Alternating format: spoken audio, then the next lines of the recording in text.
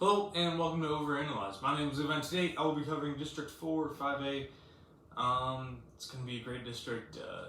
We got, let's see, who do we got? We got Abilene Cooper, Abilene Wiley, Lubbock Cooper, Lubbock Coronado, and Lubbock Monterey. Let's see, movement in this district. Abilene comes in from District 2, 6A. Location of this district, if you couldn't guess, we are in Lubbock and Abilene. Two little bubbles there. So getting into it, we have a couple of insanely good teams. We have Lubbock Cooper. They boasted an incredible regular season this year. They had a few losses to like some out-of-state teams. They only had one loss against an in-state team. That was Lake Dallas, and it came in the championship of the Lubbock tournament. They kind of beat everyone. They beat Idalou, Canyon, Friendship, College Station, Amarillo, Shallow Water. Obviously, the two wins against Monterey in districts. So yeah, really good. I mean, if you only lose one game to an in-state team, I feel like you're doing pretty well. And it's not like they had a soft schedule. They had a tough schedule. I mean, I just named some of the teams that they beat. I think whenever they lost to Lake Dallas, it was by 11, I believe. I guess I could fact check that, but hold on.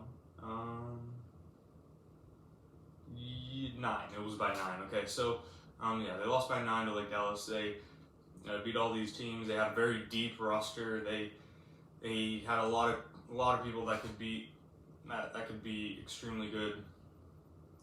They kind of won in a different way than say Monterey did, and we'll get to that contrast in a little bit. I'll cover Monterey, then I'll get into that contrast. But Lubbock Cooper, let's see, they have 17 players below the roster by the end of the playoffs, and 6 seniors, which is kind of a lot. But they do have some incredible talent. Again, I don't do names in these videos, but if you're aware of like 5A basketball or like Lubbock area basketball, then these are names that you may know. Just really good. Next we have Lubbock Monterey. Monterey, they got second, lost in the regional semis to Lake Dallas. They kind of rolled through the first 3 rounds of playoffs. Let's see. Oh, I didn't say Lubbock Cooper. They made it to the regional quarters, lost to Amarillo by 12. I think I covered that last video. But Lubbock Monterey, they kind of rolled through the first 3 rounds. They won by 21, 22, and 26. And again, it's not like they were playing super easy teams either. This was Plainview, Chapin, and Randall. So like some pretty good competition here, and they were still kind of rolling through teams, which is just really good. So how did they do it? Well, they just happened to have some incredible players. They had the number 1 guard of class of 2025. At least that's the last I checked. Now I don't know. Again, if you're aware of Lubbock area basketball or like 5A basketball or just girls basketball in general, then you probably know her name. And then they have an incredible post as well. I will say probably one of the most technical that I've seen. I love watching post work. It's amazing. Anyways, they averaged 45 points per game together. And they just had so much gravity that they just kind of pulled in, that they were able to create a lot of opportunities, even for their teammates, for wide open shots. They only had a few losses this year, but all their losses were pretty close in a really good competition. They lost by 2 to Mansfield Timberview, 28 to Amarillo. I don't know what that was about. 8 to Clearbrook, Friendswood.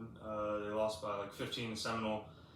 They lost by 2 to Lake Dallas in that same Lubbock tournament that I was talking about earlier. They lost by 2 to Shallow Water in the same tournament. And they lost by 10 and 8 to Cooper. So yeah, they were pretty good.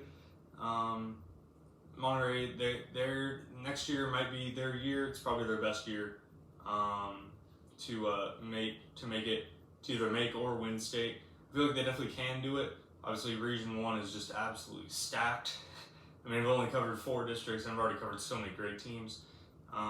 They have 12 players upload the roster and 3 seniors. Yeah, both of those good players that I mentioned are coming back. I have a lot of teams to cover, so I gotta go fast. We have Wiley, got third, lost in by district to Randall by 10. They went 5-5 in district, split with Coronado. They lost by 13 and won by 3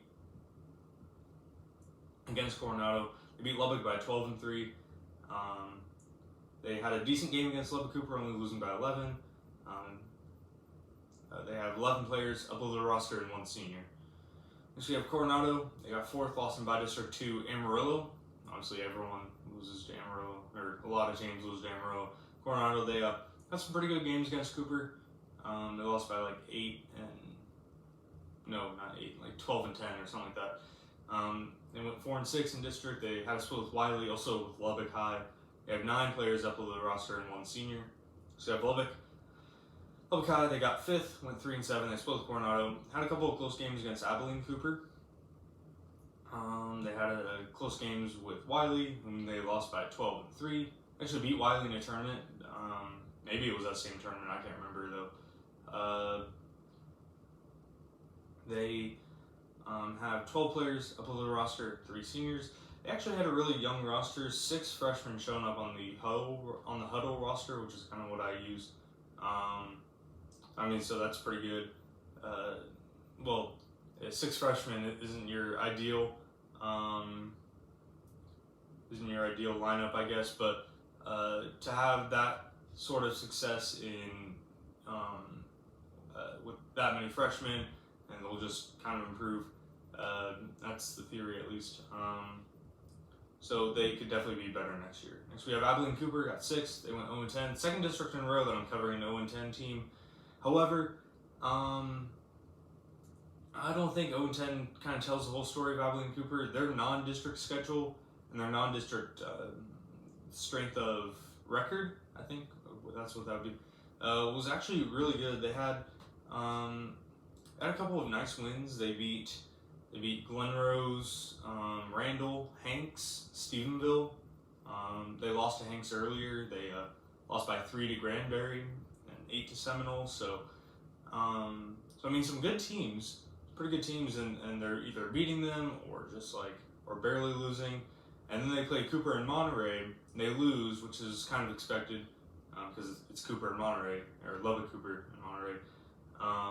And then they lost by 20 to Lubbock, which is not very expected, just based on their schedule and stuff. So I don't know what all happened. They actually had a close game against Lubbock, like by 5.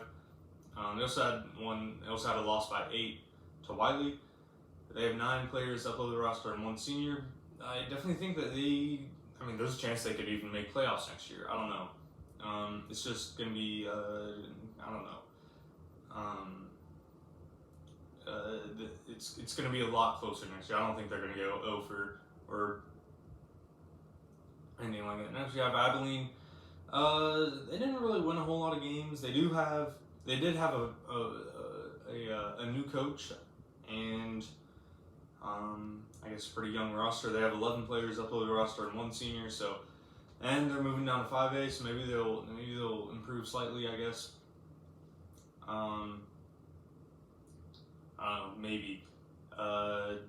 It's just going to be a crazy district. In the final predictions time, I have Lubbock Cooper at 11-1, Monterey at 11-1, Coronado at 6-6, Wiley at 6-6, Abilene Cooper at 5-7, Lubbock High at 3-9, and Abilene at 0-12. I was split between Cooper and Monterey, Coronado and Wiley, Coronado and Lubbock actually, and Wiley and Abilene Cooper. Again, you can even throw Abilene in there. Maybe Lubbock High wins a couple of extra games. 3 through 6 definitely, 3 through 7 maybe. Is just it could be one big toss up, but it could also end up being like 8-4, 6-6, 4-8, something like that. But it's going to be a really good district, really exciting district. If you're in the Lubbock area, I would encourage you to just keep an eye out for this district, or the Abilene area for that. matter because go to a couple of your local high school games. This is going to be an incredible district to watch out for. I know I'm going to be following it. Maybe I'll even go to a couple of games, but yeah, that's all I have for District 4, 5A. Tomorrow we got District 5. Who do we got in District 5? We've got Aledo Brewer, White Settlement Brewer, or Fort Worth Brewer. That's going to be fun. We'll see the transformation of Wichita Falls Rider. Also the additions of new schools Northwest and Saginaw, and how that affects the entire equilibrium there. So yeah, that's all I have. And as always, until next time, thanks for watching.